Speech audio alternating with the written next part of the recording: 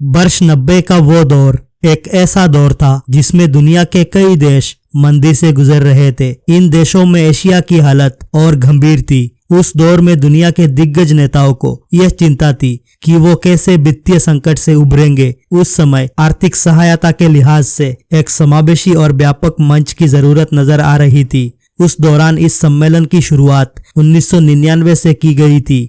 शुरुआत में ये वित्त मंत्रियों और केंद्रीय बैंकों के गवर्नरों का संगठन हुआ करता था। इसका पहला सम्मेलन दिसंबर 1999 में जर्मनी की राजधानी बर्लिन में हुआ था। 2008 में दुनिया ने भयावह मंदी का सामना किया था। इसके बाद इसे शीर्ष नेताओं के संगठन में तब्दील कर दिया गया। इसके बाद यह तय किया गया कि साल में एक बार G20 राष्ट्रों के नेताओं की बैठक की जाएगी। अनेक देशों के वित्त मंत्री और केंद्रीय बैंकों के गवर्नरों के लिए इस तरह का सम्मेलन एक महत्वपूर्ण मंच बनकर उभरा। मैं मोहम्मद ताहा आप सभी को अभिनंदन करता हूं। आपने साइन इन किया the public voice YouTube channel. G20 summit आर्थिक मुद्दों पर वैश्विक संरचना और अधिशासन निर्धारित करने तथा उसे मजबूत करने में महत्वपूर्ण भूमिका निभाता है। 2007 के वैश्विक आर्थिक और वित्तीय संकट के मद्देनजर G20 को राष्ट्राध्यक्षों, शासन अध्यक्षों के स्तर तक उन्नीत किया गया था और 2009 में इसे अंतर्राष्ट्रीय आर्थिक सहयोग हेतु प्रमुख मंच के रूप में नामित किया गया था। G20 शिखर सम्मेलन प्रतिवर्ष एक क्रमिक अध्यक्षता में आयोजित किया जाता है। शुरुआत में G20 व्यापक आर्थिक मुद्दों पर केंद्रित था, परंतु बाद में इसके एजेंडे में विस्तार करते हुए इसमें अन्य बातों के साथ व्यापार, जलवायु परिवर्तन, सतत विकास, स्वास्थ्य, कृषि, ऊर्जा, पर्यावरण और भ्रष्टाचार विरुद्ध शामिल किया गया। G20 के सदस्य ग्रुप ऑफ 20 में 19 देश अर्जेंटीना, ऑस्ट्रेलिया, ब्राजील, कनाडा, चीन, France, Germany, Bharat, Indonesia, Italy, Japan, Korea गणराज्य, मेक्सिको, रूस, सऊदी अरब, दक्षिण अफ्रीका, तुर्की, यूनाइटेड किंगडम और संयुक्त राज्य अमेरिका और यूरोपीय संघ शामिल है। G20 सदस्य देशों में वैश्विक सकल घरेलू उत्पाद का लगभग 85%, वैश्विक व्यापार का 75 से अधिक और विश्व की लगभग 2/3 आबादी है।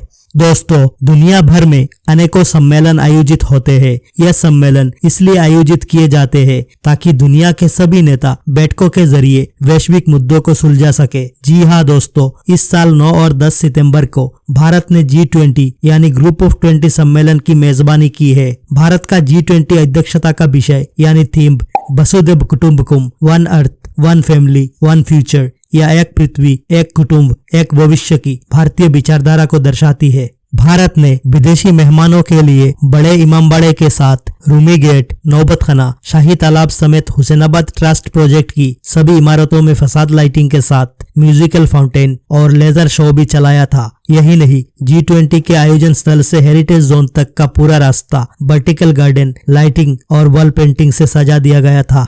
1 दिसंबर 2023 से G20 की अध्यक्षता औपचारिक तौर पर ब्राजील को मिल जाएगी। इससे पहले G20 देशों के अध्यक्ष के तौर पर भारत के पास लगभग 2-3 महीना का समय है और इस दौरान सदस्य देशों के वर्चुअल सेशन का आयोजन विभिन्न सुझावों और प्रस्तावों पर विचार करने के लिए किया जा सकता है। अमेरिकी राष्ट्रपति जो बाइडेन ने ट्वीट कर जो कुछ लिखा उससे G20 सम्मेलन की सफलता प्रदर्शित होती है। उन्होंने लिखा, ऐसे समय में जब वैश्विक अर्थव्यवस्था, जलवायु संकट, कमजोरी और संघर्ष के तपेड़े झेल रही है, इस साल के शिखर सम्मेलन ने साबित कर दिया कि G20 अब भी हमारी सबसे गंभीर समस्याओं का हल निकाल सकता है।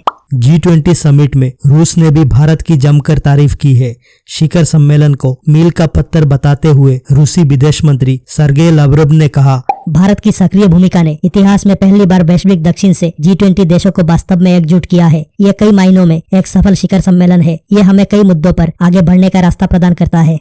आइए जानते हैं G20 समिट का उद्देश्य। G20 सम्मेलन विश्व की आर्थिक स्थिरता और विकास को बढ़ावा देता है। इस सम्मेलन में भाग लेने वाले हर सदस्य देशों को ये भरोसा देता है कि उन सभी को इस सम्मेलन के माध्यम से एक ऐसा मंच मिलेगा जिससे वे सभी आर्थिक नीतियों के समन्वय और अन्य तरह की परेशानियों का हल निकाल सके। यह सम्मेलन भविष्य में होने वाले वित्तीय संकटों को रोकने के लिए वित्तीय विनियमन और अनेक प्रकार के सुधारों पर काम करता है। यह शानदार सम्मेलन यह भरोसा देता है कि वे विकसित और विकासशील दोनों देशों के विकास के लिए काम करेगा। G20 वैश्विक आर्थिक गतिविधि को रफ्तार देता है। इसके अलावा वह अंतर्राष्ट्रीय व्यापार और निवेश नीतियों जैसे अहम मुद्दों पर भी बात करता है। G20 जलवायु परिवर्तन जैसे महत्वपूर्ण मुद्दों पर भी खुलकर बात रखता है। आज क्लाइमेट चेंज जैसा विषय बहुत गंभीर बनता जा रहा है। इसी वजह से G20 की सम्मेलन बहुत जरूरत है।